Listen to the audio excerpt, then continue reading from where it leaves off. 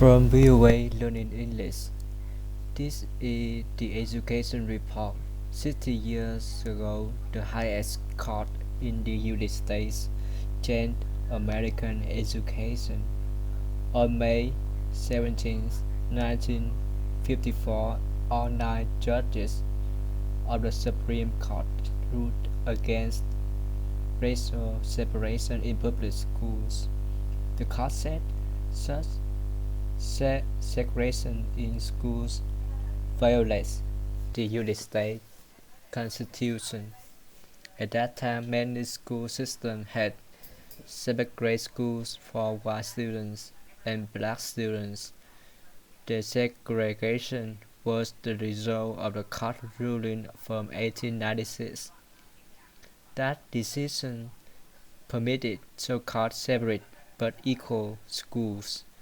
Some schools had only white children, others had only black children. Then about 60 years later, the case Brown versus the Board of Education came before the Supreme Court. It involved 5 separate legal actions, but it centered on an African American child in Kansas.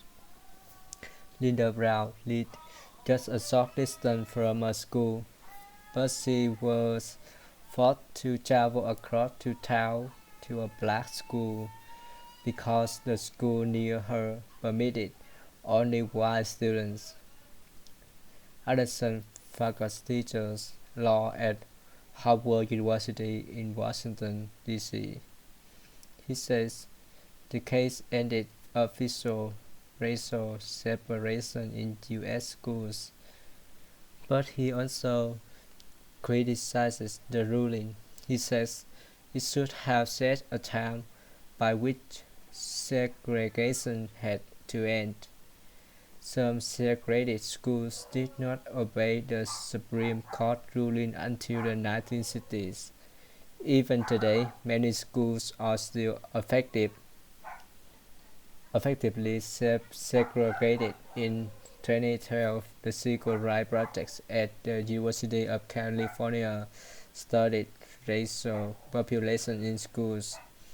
The study showed that many schools are less racially mixed than 40 years ago.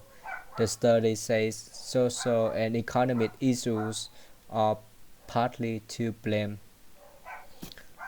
For VOA Learning English.